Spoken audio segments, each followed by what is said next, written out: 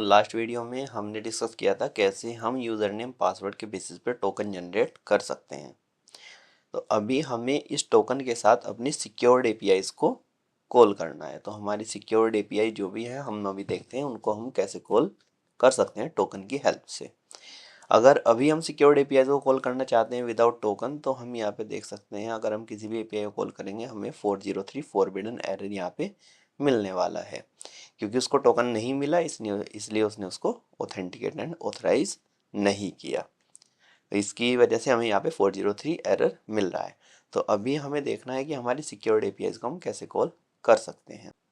तो यहाँ पे हमने अभी एक यूआरएल को अपना जो स्लैश लॉगिन यूआरएल है उसको पब्लिक किया हुआ है, मतलब कि हमारा सिक्योर्ड यूआरएल नहीं है।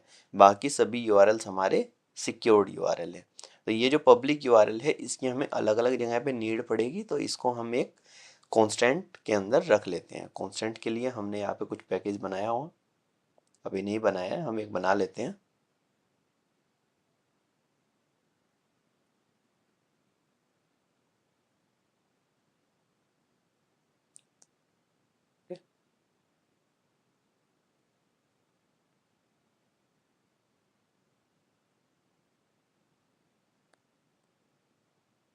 अभी हमारे फ्यूचर में और भी यूआरएल्स पब्लिक होने वाले हैं, तो हम यहाँ पे एक एरे बना लेते हैं जिसमें हमारे सबसे पहले आएगा स्लैश लॉगिन।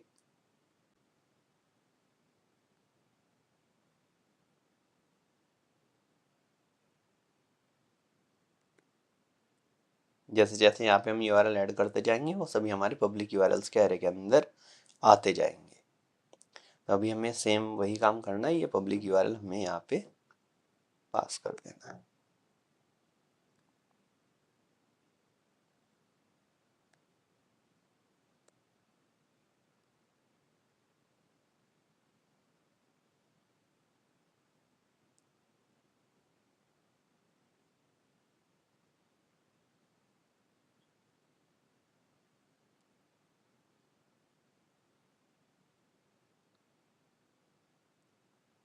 ये पब्लिक यूआरएल्स यहाँ पे आ गए।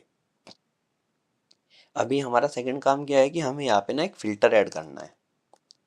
इस फिल्टर से पहले कि वो फिल्टर हमारा क्या डिसाइड करेगा, वो फिल्टर हमारा डिसाइड करेगा कि पर्टिकुलर एपीआई कॉल में जो हमने टोकन पास किया है वो टोकन हमारा ऑथेंटिकेटेड है या नहीं है। वो हमें यहाँ पे इस फिल्टर पे चेक करना है। तो ये फिल्टर हमारा मेथड लेवल फिल्टर है। हमें एक सिक्योरिटी फिल्टर चेन के अंदर इसका ऐड करने हैं। वो हमारा एक क्लास टाइप का एक फिल्टर हम यहाँ पे बनाने वाले हैं जो हर एक रिक्वेस्ट के साथ चेक होगा। तो यहाँ पे हमें जावा एक क्लास प्रोवाइड करता है वंस पर रिक्वेस्ट फिल्टर। उसी क्लास का यूज़ करके हम ये फिल्टर बनाने वाले हैं। यहाँ पे क्लास क्रिएट कर लेते हैं, अपना क्लास क्रिएट करते हैं। तो ऑथ टोकन फिल्टर, ये हमने यहाँ पे अपना क्लास क्रिएट किया। ये एक्सटेंड करेगा वंस पर रिक्वेस्ट फिल्टर को। ये हर एक रिक्वेस्ट के साथ सिर्फ एक बार चलेगा। इसको हम एनोटेट कर देते हैं @component से, और एनोटेट करने के बाद यहाँ पे इसका हम मेथड ओवरराइड कर लेते हैं। इम्प्लीमेंट मेथड, ओके, यहाँ पे हमने इसका मेथड ओवरराइड कर लिया। अभी हम इस मेथड के अंदर कोड करेंगे। उससे पहले हमें यहाँ पे जाना है सिक्योरिटी फिल्टर के अंदर, और यहाँ पे उस फिल्टर को ऐड कर देना है। यहाँ पे हम करेंगे ऐड फिल्टर बिफोर। जो हमने फिल्टर बनाया है वो इस फिल्टर से पहले चलना चाहिए। तो यहाँ पे हम डाल देंगे ऐड फिल्टर बिफोर, और ऐड फिल्टर बिफोर करने के बाद हमें यहाँ पे उसका ऑब्जेक्ट पास करना होगा। ऑब्जेक्ट हम कैसे लाएंगे? ऑब्जेक्ट हम लाएंगे कंस्ट्रक्टर इंजेक्शन के थ्रू।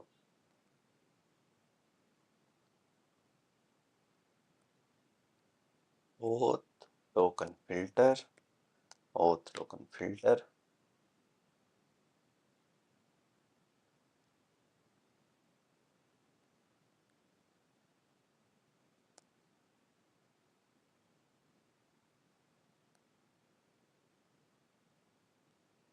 ये हमारे पास यहाँ पे इसका ऑब्जेक्ट पास हो गया। अभी हमें यही ऑब्जेक्ट अपने मेथड के अंदर पास करना है, जो भी मेथड हम अभी कॉल कर रहे हैं। आ जाते हैं यहाँ पे। इसके अंदर हमें दो पैरामीटर पास करने होते हैं, एक है हमारा फिल्टर, दूसरा है हमारा क्लास हमें पास कर देना है जिस क्लास के टाइप का हम फिल्टर बना रहे हैं। तो यहाँ पे आएगा हमारा auth token filter, comma separated, then user name password authentication filter dot class.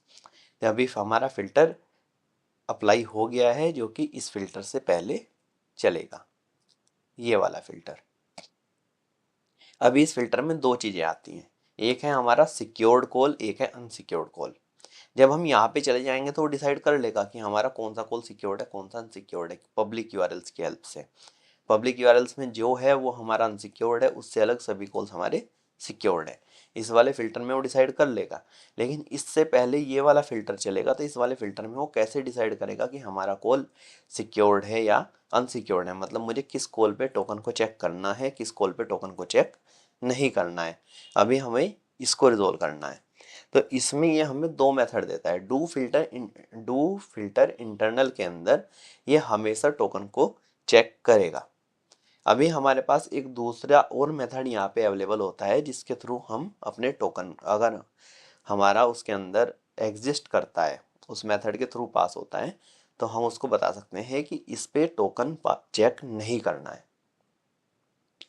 तो जिस पे हमें टोकन चेक नहीं करना है उसको हमें यहाँ पे उसका भी इम्प्लीमेंटेशन प्रोवाइड कर देना है।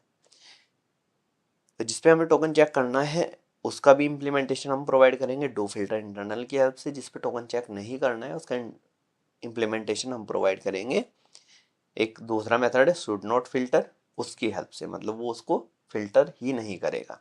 अब फिल्टर किस बेसिस पे नहीं करेगा वो अभी हम देखते हैं। यहाँ पे एक मेथड होता है, ऑलरेडी मेथड डिफाइंड है, जनरेट ओवरराइड मेथड्स।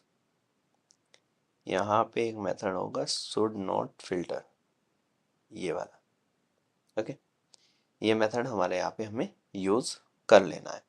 इस मेथड के लिए हमें क्या नीड है, यहाँ पे रिक्वेस्ट हमारा ऑलरेडी आ रहा है, तो रिक्वेस्ट आने के बाद हम यहाँ से हम ट्रू या फॉल्स रिटर्न करते हैं। बुलियन हमारा रिटर्न टाइप है, तो यहाँ से हमें ट्रू या फॉल्स रिटर्न करना है। ये पर्टिकुलर रिक्वेस्ट हमें चेक करना है डू फिल्टर इंटरनल के अंदर या चेक नहीं करना है, तो वही हम यहाँ पे करते हैं। तो हम यहाँ पे लेते हैं स्ट्रिंग, सबसे पहले हम अपना यूआरएल निकालते हैं जिसको कॉल किया गया है यूआई से। अगर वो स्लैश लॉगिन है तो ये चेक नहीं करेगा, अगर वो स्लैश लॉगिन है तो ये चेक करेगा। सॉरी, अगर लॉगिन है तो चेक नहीं करेगा, और अगर लॉगिन से अलग कुछ और है तो चेक करेगा। ओके, तो यहाँ पे हम पहले अपना पाथ निकालते हैं, एपीआई पाथ। ओके, तो रिक्वेस्ट पाथ मैं डिबग करके दिखाने वाला हूँ कैसे वर्क करता है। Request dot gate request URI, ये मेथड हमें यहाँ पे कर देना। ओके, अभी इस मेथड को हमें मैच करना है, और अभी हमारे पास जो पब्लिक यूआरआई है वो हमारा एरे टाइप का है, तो हमें उसके साथ मैच करना है। स्ट्रिंग यूआरआई कोलन, या we can say pattern colon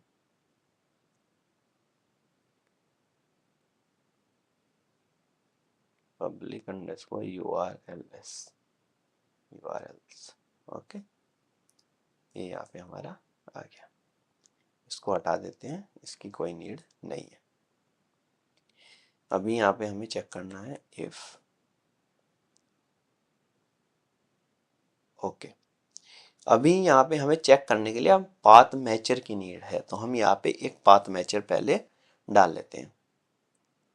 जैसे पाथ मैचर क्या करेगा, हमारा काम बहुत सिंपल कर देगा पाथ मैच करने के लिए, क्योंकि हमें दो कॉल्स का पाथ मैच करना है। एक जो हमारा पब्लिक यूआरएल के अंदर बार बार यूआरएल आ रहा है उसको और दूसरा हमारा जो पैटर्न के अंदर यूआरएल आ रहा है उसको। अगर हम इसको मैनुअली मैच करेंगे, सपोज करिए यहाँ पे आ रहा है slash user slash API slash V1 और यहाँ पे आ रहा है हमारा slash user slash API slash v one slash XYZ, तो उनको मैच करना कॉम्प्लिकेटेड होता है। तो अगर ये हम पाथ मैचर की हेल्प से करेंगे तो ये हमारे लिए बहुत ईजी हो जाएगा। तो यहाँ पे हम पाथ मैचर का यूज़ करते हैं।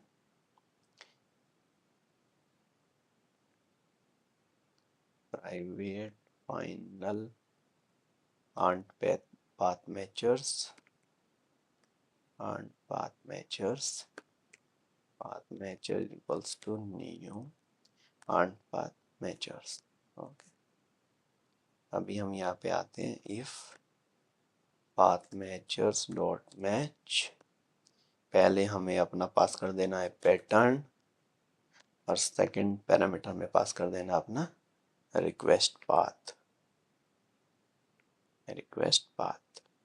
तो यहाँ से हम करेंगे रिटर्न ट्रू, मीन्स ये हमारा एपीआई आगे कहीं भी चेक नहीं होगा। अगर ये नहीं होता है तो हम करेंगे रिटर्न फॉल्स।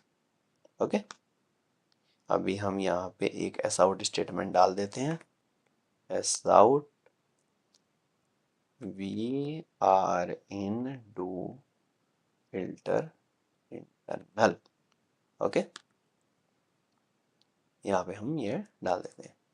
ये कुछ यहाँ पे फिक्स करने के लिए बोल रहा है, रीनेम टू। ओके, कुछ मिस्टेक था, हमने फिक्स कर दिया। करेक्ट। अभी स्टार्ट करते हैं डीबग मोड में। देखिए डीबग मोड में कैसे स्टार्ट करते हैं वो मैं बताता हूँ।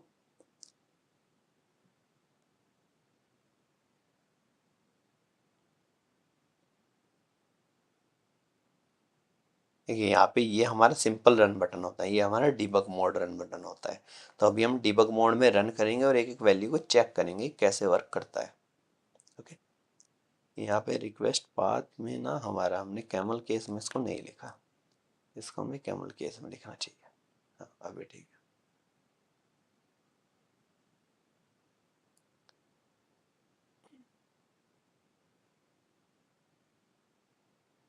है, स्टार्ट हो गया। अभी हम यहाँ पे एक डीबगर डालते हैं और एक डीबगर हम यहाँ पे डालते हैं और देखते हैं कैसे वर्क करता है। तो सबसे पहले हम अपना एडमिन रोल्स कॉल करते हैं। ठीक है, आ गए यहाँ पे आने के बाद ये हमारा होता है लाइन बाय लाइन आगे बढ़ाने वाला बटन। यहाँ पे जो हमारा टेढ़ा सा बटन है ये हमारा होता है लाइन बाय लाइन आगे बढ़ाने के लिए। हमने इसको एक लाइन आगे बढ़ाया। अभी हम देखते हैं हमारे रिक्वेस्ट पाथ के अंदर क्या आया। ओके, ये हमारा रिक्वेस्ट पाथ के अंदर आया। वो इसलिए नहीं आ रहा है क्योंकि मैंने उसको बाद में चेंज किया था। तो अगर मैं यहाँ पे यही कर देता हूँ तो वो हमारा अभी इसके अंदर आएगा। Okay, API v1 admin roles और पब्लिक यूआरएल्स के अंदर हमारा क्या है, यहाँ पे हमारा एक ही यूआरएल है स्लैश लॉगिन। तो अभी हम जाते हैं इसके अंदर। Very good. अभी हमारा पाथ मैचर क्या कर रहा है, पैटर्न के अंदर क्या है अभी स्लैश लॉगिन, और रिक्वेस्ट पाथ के अंदर क्या है हमारा slash API slash v one slash admin slash roles.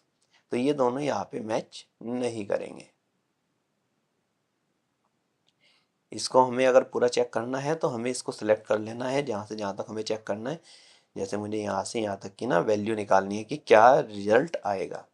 In three dots पे जाना है, क्लिक करना है और यहाँ पे आएगा इवेल्युएट एक्सप्रेशन, इस पे क्लिक कर देना है। अभी यहाँ पे जो इवेल्युएट बटन है अगर मैं इस पर क्लिक करूँगा तो ये मुझे रन टाइम पे कैलकुलेट करके देगा कि ये पाथ मैच हुआ या नहीं हुआ। और ये हम डीबग किसी भी लाइन को कर सकते हैं इस तरीके से। तो अगर मुझे इस पर्टिकुलर लाइन की वैल्यू फॉल्स मिल रही है तो मैं इस इफ ब्लॉक के अंदर ही नहीं जाऊंगा, मैं यहाँ बाहर से ही फॉल्स रिटर्न कर दूंगा। तो अगर मेरा बाहर से फॉल्स रिटर्न होगा तो वो डू फिल्टर इंटरनल के अंदर जाएगा, अगर ट्रू रिटर्न होगा तो नहीं जाएगा। अभी हम इसको यहाँ से रन करते हैं, एक एक लाइन आगे बढ़ाते हैं। हो गया अभी। अब यहाँ से हमें इसे रन कर देना होता है लास्ट लाइन पे जाने के बाद। तो अभी हम इसे कंप्लीट रन कर देते हैं यहाँ से। जहाँ हमें अगला डीबगर मिलेगा या तो वहाँ पे रुक जाएगा या फिर ये निकल जाएगा। देखिए अब ये डू फिल्टर इंटरनल के अंदर गया, वहाँ पे रुक गया क्योंकि इसने यहाँ से फॉल्स रिटर्न किया, इसलिए ये डू फिल्टर इंटरनल के अंदर गया। अभी ये वहाँ पे जाके अपना वर्क करेगा। तो यहाँ पे हमने सिंपल एक एस आउट स्टेटमेंट डाल रखा है जो कि यहाँ पे कंसोल पे प्रिंट कर देगा we are in do filter internal और रिटर्न कर जाएगा यूआई को। अभी देखिए इस बार हमारा एपीआई कॉल सक्सेस हो गया। क्यों? क्योंकि अभी हमारा डू फिल्टर इंटरनल के अंदर कुछ भी कोड नहीं है जो उसको फेल करेगा। ओके, अभी अगर सेम टाइम हमें लॉगिन वाला एपीआई कॉल करते हैं जो कि हमारा पब्लिक एपीआई है, लॉगिन वाला एपीआई हम कॉल करते हैं। देखिए ये भी यहाँ पे आया, रुका। अभी हम इसको आगे बढ़ाते हैं, ये इफ ब्लॉक के अंदर जाएगा, चला गया। अब अगर मैं इसको यहाँ से कंप्लीट रन करता हूँ तो ये डू फिल्टर इंटरनल के अंदर नहीं जाएगा। देखिए ये डू फिल्टर इंटरनल के अंदर नहीं गया क्योंकि इसने यहाँ से ट्रू रिटर्न किया, इसलिए डू फिल्टर इंटरनल के अंदर नहीं गया और इसने सीधा यूआई को रेस्पॉन्स कर दिया। तो यहाँ से हमारा ट्रू रिटर्न होगा तो वो डू फिल्टर इंटरनल के अंदर जाएगा ही नहीं। और ट्रू कब रिटर्न होगा? जब हमारी जो एपीआई कॉल हुई है उसका पाथ पब्लिक यूआरएल्स के अंदर एग्जिस्ट करेगा, तभी यहाँ से ट्रू रिटर्न करेगा। तो ये तो हो गया हमारा पब्लिक एपीआईज का। अभी हमारा आता है सिक्योर्ड एपीआईज, प्राइवेट एपीआई जो हमारी है, हम उन्हें टोकन की हेल्प से कैसे ऑथेंटिकेट करेंगे। अभी हमारा सेकंड पार्ट वो आता है। तो अगर हमने किसी भी एपीआई कॉल के अंदर अपना टोकन प्लेस कर दिया तो टोकन प्लेस करने के बाद हमारा क्या होगा? टोकन प्लेस करने के बाद सबसे पहले हमें यहाँ पे हमारा JWT मिल जाएगा। ओके, सबसे पहले हम यहाँ पे अपना JWT निकाल लेंगे। जैसे अगर मैं यहाँ पे निकालता हूँ रिक्वेस्ट डॉट गेट हेडर और यहाँ पे डाल देता हूँ ऑथराइजेशन, क्योंकि हम जो टोकन पास करेंगे वो ऑथराइजेशन हेडर के अंदर पास करेंगे। ये जो हेडर होता है ना ऑथराइजेशन, इस हेडर के अंदर पास करेंगे AUTHORIZATION। यहाँ पे हम पास करेंगे AUTHORIZATION ऑथराइजेशन। और टोकन हमारा बियरर टोकन होता है तो यहाँ पे हमें टोकन तो कंप्लीट मिल जाएगा, स्ट्रिंग टोकन। ओके, अभी ये हमारा बियरर टोकन है, पहले हम इसको बियरर टोकन बोलते हैं, बियरर टोकन। ओके, अभी हमें क्या करना है? अभी हमें इस टोकन से बियरर को हटाना है। अभी मैं आपको कॉल करके दिखाता हूँ एक एपीआई, ये बियरर टोकन क्यों है। जब भी हम कोई एपीआई कॉल करते हैं तो हमारा जो टोकन टाइप होता है वो बियरर होता है। जैसे अगर मैं ये वाला एपीआई कॉल करूँ, रोल्स वाला, यहाँ पे मैं ऑथराइजेशन के अंदर यहाँ पे हमें बियरर टोकन पास करना होता है। बियरर टोकन में हमें अपना टोकन डाल देना है और हिट कर देना है। अभी आप देखिए ये यहाँ पे आया, अब ये थोड़ी देर बाद यहाँ भी आएगा, आ गया। अभी मैं इतने पार्ट को कॉपी करता हूँ और रन करता हूँ, इवेल्युएट करता हूँ। तो ये देखिए यहाँ पे बियरर स्पेस उसके बाद हमारा कंप्लीट टोकन, ये हमारा यहाँ पे आ गया। तो अभी हमें क्या करना है? अभी हमें सिर्फ टोकन की नीड है, बियरर और स्पेस की नीड नहीं है सॉरी। तो बियरर और स्पेस हमें यहाँ से हटा देना है। तो कितने कैरेक्टर्स हैं हमारे? 1 2 3 4 5 6 और स्पेस 7। यहाँ पे हमारे 7 कैरेक्टर्स हैं। हम यहाँ पे क्या करेंगे? String token is equals to bearer token dot sub string और फ्रॉम इंडेक्स 7 हम यहाँ पे डाल देते हैं। तो अभी हम इसको एक बार रीरन कर लेते हैं अपने कोड को। अभी देखना ये सिर्फ हमें टोकन प्रोवाइड करेगा, स्पेस बियरर सब हट जाना चाहिए। ओके, क्योंकि हमने इसको सब स्ट्रिंग कर दिया, स्टार्टिंग के 7 कैरेक्टर्स को हमने हटा दिया।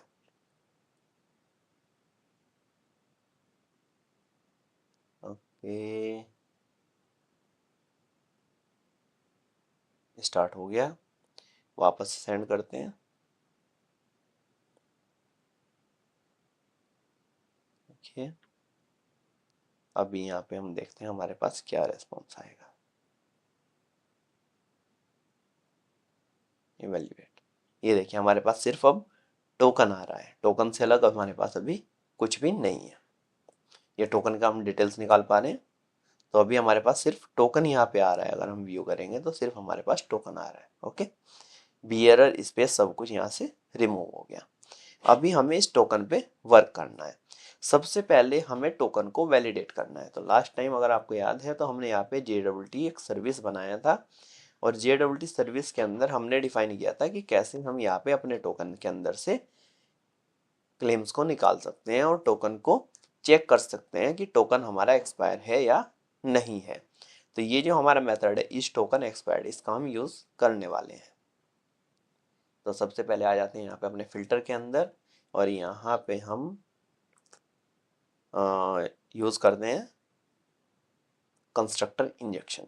ओके, तो पब्लिक टोकन और कंस्ट्रक्टर इंजेक्शन से हम क्या यूज़ करने वाले हैं, private final JWT service, JWT service, इसको हम यहाँ पे इंजेक्ट करेंगे।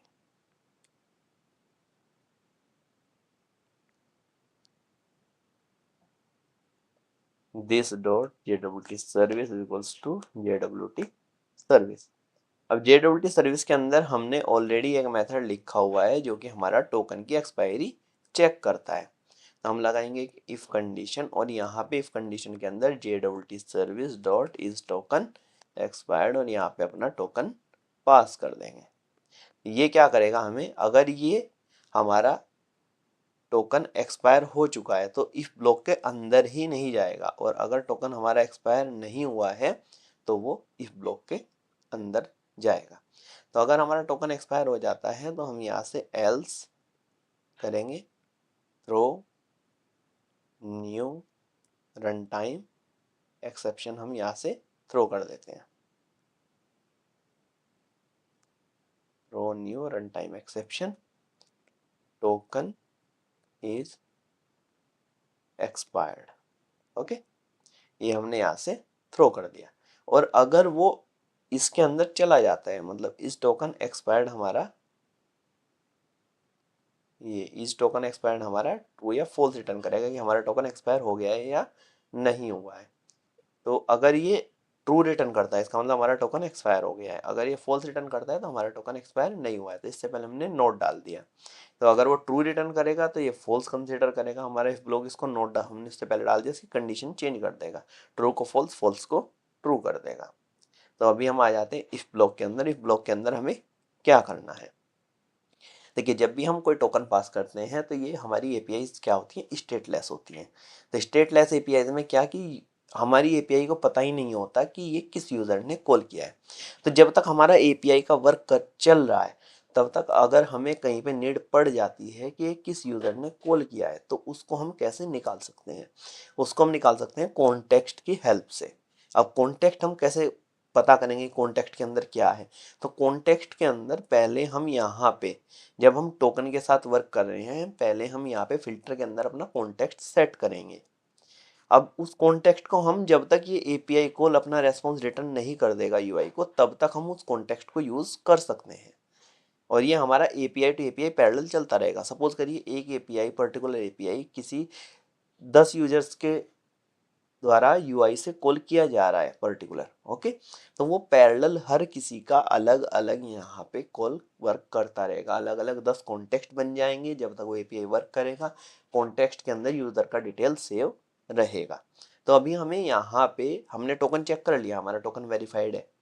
अगर टोकन वेरीफाइड है तो हम क्या करेंगे, कॉन्टेक्स्ट के अंदर पर्टिकुलर यूजर का डिटेल डाल देंगे। अगर एपीआई में एपीआई कॉल में कहीं भी यूजर की डिटेल की नीड पड़ती है तो हम उस कॉन्टेक्स्ट के अंदर से यूजर की डिटेल निकाल के वहां पे यूज कर सकते हैं, और हमें पता रहेगा थ्रू आउट एपीआई कॉल कि ये पर्टिकुलर एपीआई किस यूजर ने कॉल किया था।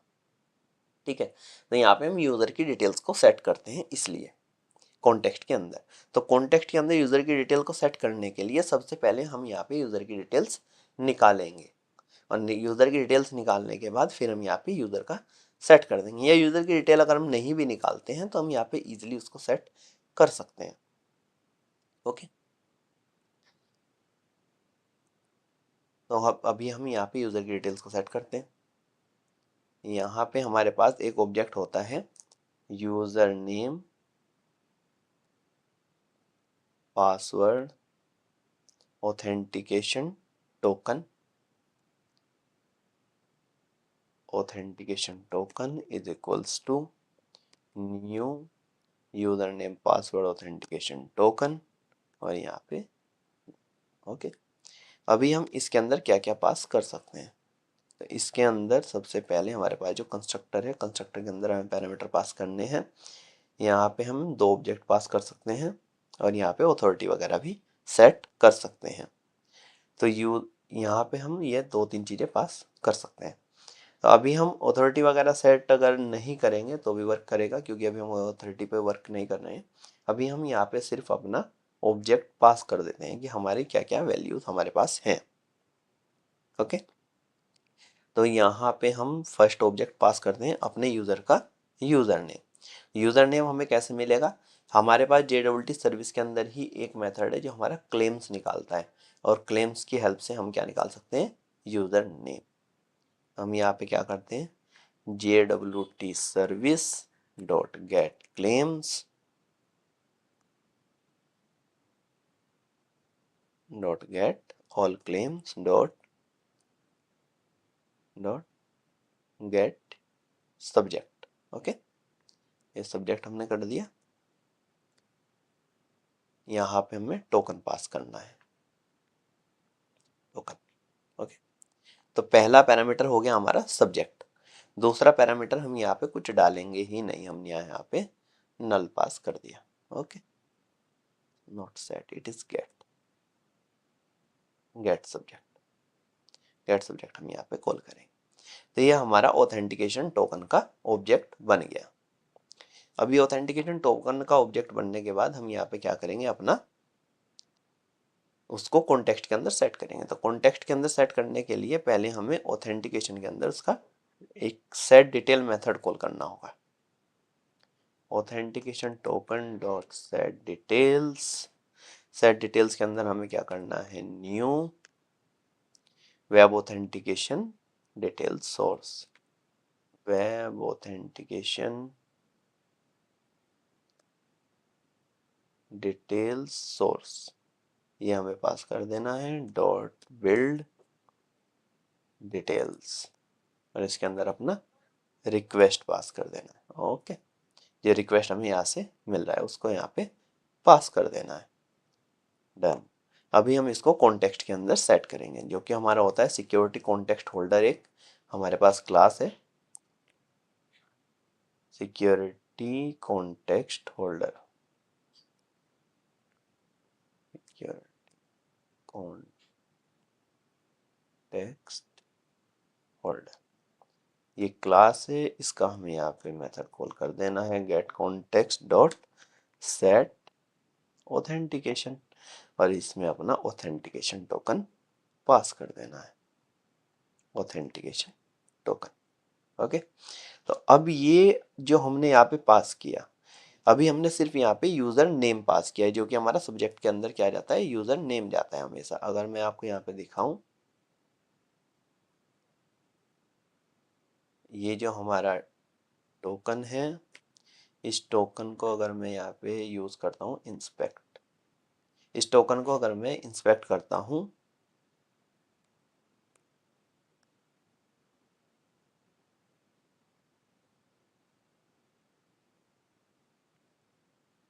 तो यहाँ पे देखिए यूज़र नेम के अंदर हमारा, सॉरी सब्जेक्ट जो है हमारा, सब्जेक्ट के अंदर यूज़र नेम आ रहा है। तो हमने यहाँ पे क्या किया है, हमने यहाँ पे सिर्फ सब्जेक्ट डाला है, तो यूज़र नेम मेरा through out API call her जगह अभी अवेलेबल रहेगा।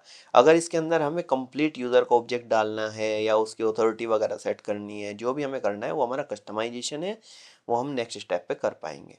तो यहाँ पे ये हमारा अभी टोकन सेट हो गया। अभी इसके बाद हमें क्या करना है, इसके बाद हमें अगर सब कुछ सही जाता है तो लास्ट में हमें अपना रेस्पॉन्स रिटर्न कर देना है। मतलब कि यहाँ पे जो हमारा मेथड है, मेथड का हमारा लास्ट स्टेटमेंट हम यहाँ पे डालते हैं। Okay, filter chain dot do filter, और इसके अंदर अपना रिक्वेस्ट एंड रेस्पॉन्स सेट कर देना। ओके, अभी हम इसको एक बार रिरन करके चेक करते हैं कि हमारा प्रॉपर वर्क कर रहा है कि नहीं कर रहा है। फिर हम कॉन्टेक्स्ट भी चेक करेंगे कि कॉन्टेक्स्ट के अंदर हमारा क्या डेटा है।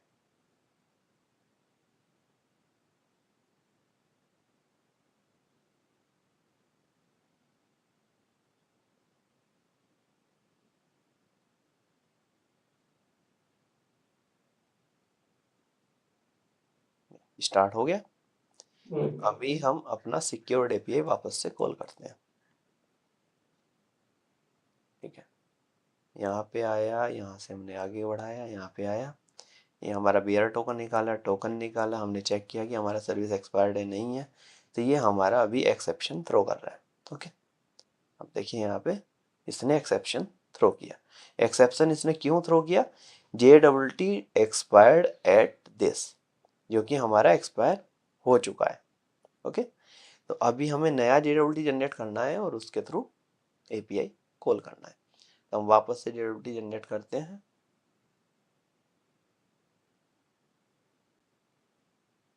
JWT हमारा अभी जनरेट हो गया। अब JWT को यहाँ से पिक करते हैं और एपीआई कॉल करते हैं। यहाँ पे अपना JWT चेंज करना होगा।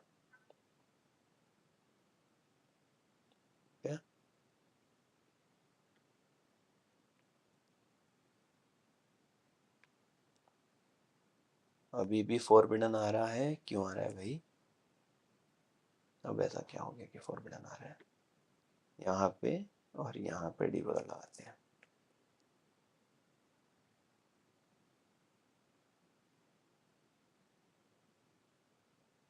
ठीक है, इसको चेक करते हैं क्या कर रहा है हमारा method.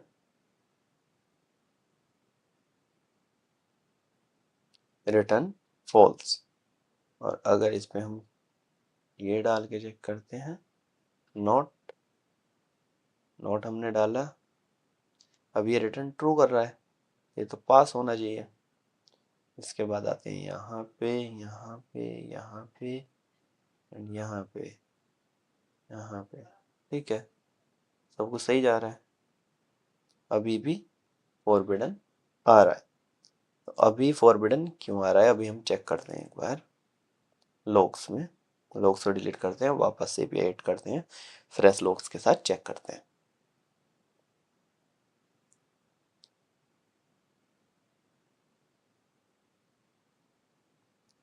Okay, security config, any request dot authenticated, session dot stateless, सब कुछ परफेक्ट है। फिर क्या इशू आ रहा है कि हमने ऑथोरिटीज़ पास नहीं किया।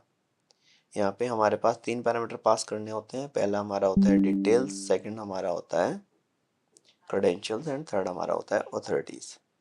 तो अभी हमने यहाँ पे जो कंस्ट्रक्टर कॉल किया है वो 2 पैरामीटर के साथ किया है, तो यहाँ पे हमें एक थर्ड पैरामीटर को पास करना है, ऑथोरिटीज़। ऑथोरिटीज़ हम कहाँ से लेके आएंगे? ऑथोरिटीज़ हमारा सिंपल यूज़र नेम के बेसिस पे हम एक एपीआई कॉल करेंगे और वहाँ से हम यूज़र की ऑथोरिटीज़ निकालेंगे डेटाबेस से। ओके, तो हम यहाँ पे यूज़र रिपोजिटरी को कॉल कर लेते हैं, private final user repository, user repository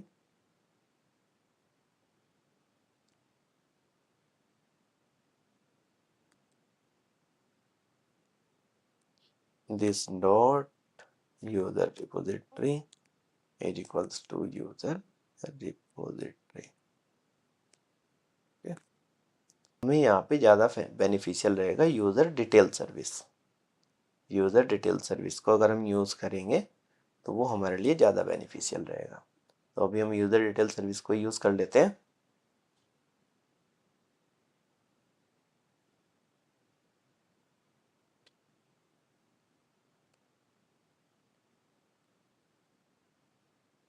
okay, तो यूज़र सर्विस के थ्रू अगर हम यहाँ पे कॉल करेंगे user service dot load user by user name, और यूज़र नेम हमारा मिलेगा हमें यहाँ से। ओके, हमने पास किया, जो हमें रिटर्न करेगा user detail service, user details user detail equals to, अभी हम क्या कर सकते हैं, जो हमारा थर्ड पैरामीटर है यूजर डिटेल्स हमें ऑलरेडी क्रिएट करके प्रोवाइड करता है, डॉट गेट ऑथोरिटीज। तो एज इट इज हमने यहाँ पे ऑथोरिटीज को पास कर दिया। तो अभी हम क्या यूजर डिटेल्स का ऑब्जेक्ट भी यहाँ पे पास कर सकते हैं, अगर नीड है तो हम यूजर डिटेल का ऑब्जेक्ट भी यहाँ पे पास कर सकते हैं। ओके, तो अभी हम इसको रीरन करते हैं वापस से।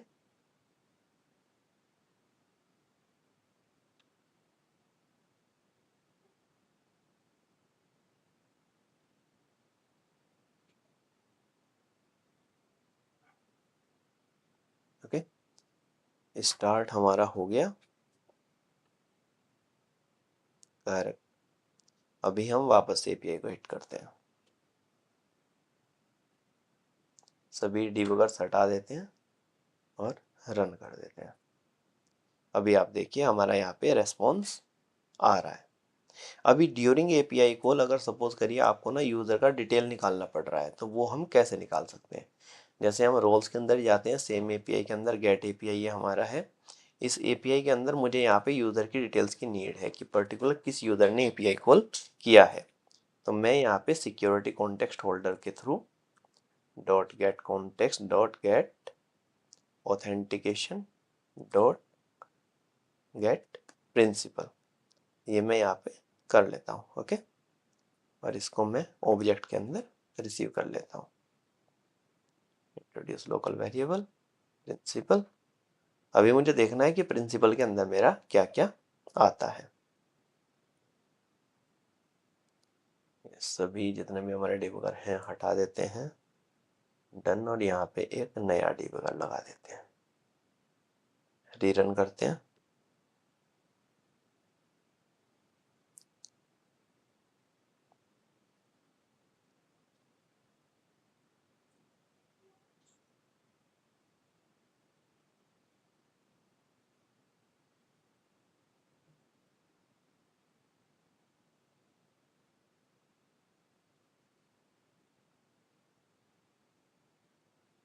ओके, स्टार्ट हो गया। स्टार्ट होने के बाद हम अपना रन करते हैं, ये फिल्टर वगैरह सब पास कर गया। अभी हमें देखना है प्रिंसिपल के अंदर हमारा क्या आता है। तो यहाँ पे आप देखिए हमारा प्रिंसिपल के अंदर अभिजीत 123 ऑलरेडी आ रहा है, हमारा यूज़र नेम जो हमने वहाँ से डाला था वो ऑब्जेक्ट हम यहाँ पे निकाल पा रहे हैं। तो अगर हम वहाँ पे अपना कंप्लीट ऑब्जेक्ट यूज़र का डाल देते हैं या कुछ और डाल देते हैं, वो भी हमारा यहाँ पे हमें मिल जाएगा। तो वो हमें देखना है आगे इन फ्यूचर कि हम कैसे वहाँ पे यूज़र नेम से ज़्यादा डिटेल्स पास कर सकते हैं, क्योंकि ऑल्टिंग के लिए भी हमें यूज़ करना है। यूज़र नेम से ज़्यादा डिटेल्स हम कैसे पास कर सकते हैं और ये सब हम कैसे कर सकते हैं, ये हम इन फ्यूचर किस लेक्चर में देख रहे होंगे। आज के लिए इतना ही। हमारा एपीआई कॉल हो गया, सिक्योर टोकन के साथ एपीआई कॉल हो गया, और हमारी ओपन एपीआईज भी अभी कॉल हो रही हैं। तो अभी हमारा सिक्योरिटी इंप्लीमेंट हो चुका है हमारे एप्लीकेशन के अंदर, और इससे अलग हमारा जो भी वर्क होगा वो हम नेक्स्ट लेक्चर में देखते हैं। So thank you for now.